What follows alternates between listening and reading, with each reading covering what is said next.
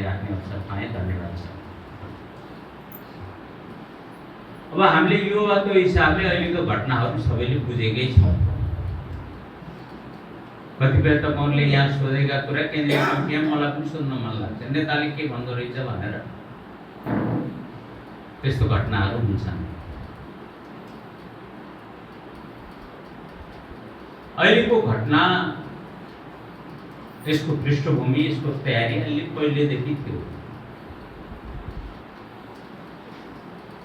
त्यो कसरी थियो भने राजनीतिक पार्टी र नेताहरूलाई गाली गर्ने, पुरै गाली गर्ने। त्यो गाली गर्ने भौतामा जनतालाई लगाउने एक खालको माहौल सिर्जना गर्ने।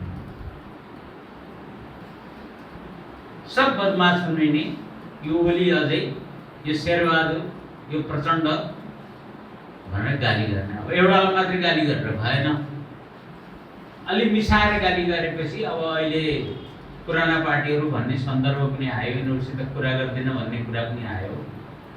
पुरै गाली गर्ने, त्यो के हो भने अहिलेको परिस्थिति सिर्जना गर्ने, तयार गरेको, खेत जोतेर त्यसलाई छर्न ठिक्क पारेको, धुलो बनाएको, एकदम धुल्याएको, त्यस्तो कुरा हो। कहिलेकाहीँ गाली गर्दाखेरि कतिपय सन्दर्भ भन्ने चित्त बुझेको छैन, हो त यस्तै खत्तम भयो भनेर हाम्रा मन पनि अलिअलि त्यतातिर ओह्रालो लाग्ने कि लसिङ, त्यस्तो परिस्थिति सिर्जना भएको थियो। त्यो परिस्थितिको आधारमा त्यसको जगमा 23 र 24 गतिको घटना भएको हो। अर्थात् हामीले खोजेको समृद्धि हो, हामीले खोजेको सुशासन हो, हामीले खोजेको राम राज्य हो। हाम्रो पुरानो भाषामा बोल्दाखेरि त्यो कसरी हुन्छ त? एकैचोटि हुन्छ, एक्कासी हुन्छ, आसमानबाट खस्छ।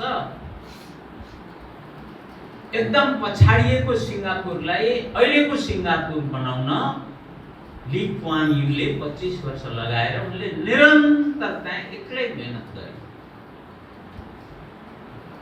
अहिलेको मलेसिया जहाँ हामी काम गर्न जान्छौँ, त्यो मलेसियालाई त्यो ठाउँमा ल्याउन महाथिरले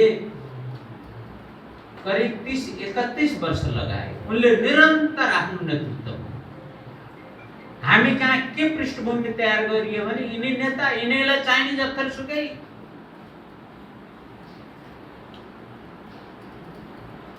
बडा अचम्मको कुरा।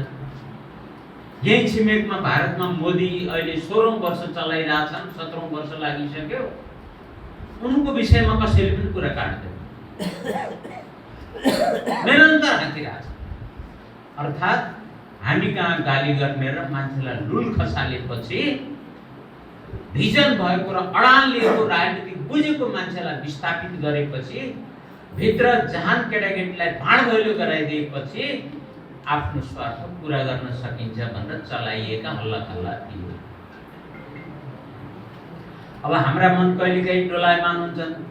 मैले सानोमा सम्झिन्छु, घरमा भने जस्तो हुँदैन, कहिले के हुन्छ कहिले के हुन्छ। झगडा गरिदिए होला बाबुआमासित। म त्यही 10-12 वर्षको 11 वर्षको थिएँ होला। एकपालि बाले भनेको सम्झन्छु, बाबु यो व्यवहार सबै तैँले चलाउने हो भने बल्ल थाहा पाउँथिस्, अब के गरौँ भनेर भन्नुभयो। अब कति जिम्मेवार छन् हाम्रा अभिभावक भन्ने कुरा मेरो घरबाट पनि म तपाईँहरूलाई बताउँछु। हामी उस्तै परिवारबाट आएका मान्छे हौँ। एकदम ठुलो खाउने खानी भएर यहाँ मधेसमा पहिले आएका चाहिँ छैन। म अलिकता पछि प्रगति गरेका, अलि पहिले पनि अलि प्रगति गरेका, केही किनेका हुन सक्छौँ, तर पृष्ठभूमि एउटै हो। खाना लाउन अलि दुःख। अचालको जमानामा पैसा कमाए चाहिँ एकदम बजारबाट सागसब्जी किनेर खाने, फलफुल किनेर खाने, माछा मासु किनेर खाने, त्यो हैसियत त हाम्रो होइन। अनि जागृति भयो भने घरमा एउटा दुनो पालेर केटाकेटीलाई दुध खुवाउने, एकमुठी दुध खुवाउने, त्यो भयो भने यसो भेट भयो भने के छ हाल खबर, यसो छ कि छैन, केटाकेटीको मुख चिताइयो छ नै भनेर सोध्ने गरिन्थ्यो। मैले आफ्नो घरको कुरा सुनाउँछु। 1 वर्ष चाहिँ मेरो बा पनि भैँसी पाल्ने मान्छे हो, पशुपालक किसान हो, 2टा भैँसी थिए, 2टै ब्याउने। अब कहिले काहीँ फेरि छल्ने ब्याउने भैँसीले बडा दुःख पीर भएछ। भदौ असौतिर 2टै भैँसी कहिले चाहिँ असारतिर ब्याउने नि थाकिसके। अनि एउटा भैँसी किन्नुभयो। भैँसी कति किन्नु हो भने 14-20 मलाई सम्झना छ। अहिले हिसाब गर्छु 280 हुँदो रहेछ। त्यो भैँसी किनेर ल्याएर दुहुन थालेपछि पछि बाले भन्नुभयो, मलाई थाहा थियो। एउटी बहिनी, 3टा भाइ थियौँ हामी। पछि अर्की बहिनी पछि जन्मिन्। हामी अलि ठुला भएपछि भराङ गरौँ 3जना। ठुलो भनेको मै थिएँ 10-11 वर्षको।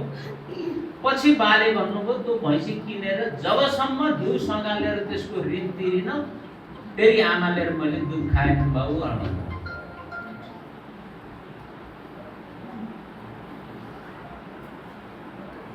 राष्ट्र चलाउनु पनि त्यस्तै होला नि। कताबाट ल्याएर कहाँ टालो हालौँ भन्ने होला नि।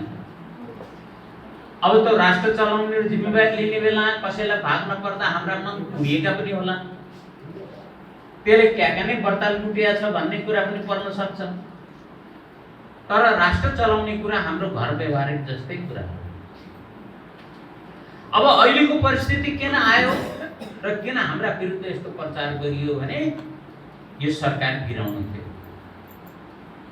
अन्त 30 वर्षसम्म एउटाले नेतृत्व गर्ने, 25 वर्षसम्म गर्ने, 15-16 वर्षसम्म गर्ने, हामी कहाँ 1.5 वर्ष, 2 वर्ष, 3.5 वर्ष भन्दा उता जानै नदिने, गिराइहाल्नु पर्ने। त्यो के हो भने मेरो जहाँको कहीँ राख्न, कामको गति जहाँको कहीँ राख्न। प्रदेशमा भए पनि प्रदेशमा 3.5 वर्ष जति मन्त्री भए, 3-4 महिना चाहिँ नि मुख्यमन्त्री पनि भए। मलाई अलिकति थाहा भयो नि त्यो कामको गति कत्न पुगेको छ। त्यसलाई भत्काइदिएपछि त्यो त्यहीँ रहन्छ, अर्को आउँछ उसले अर्कातिर सुरु गर्छ, प्रगति हुँदैन।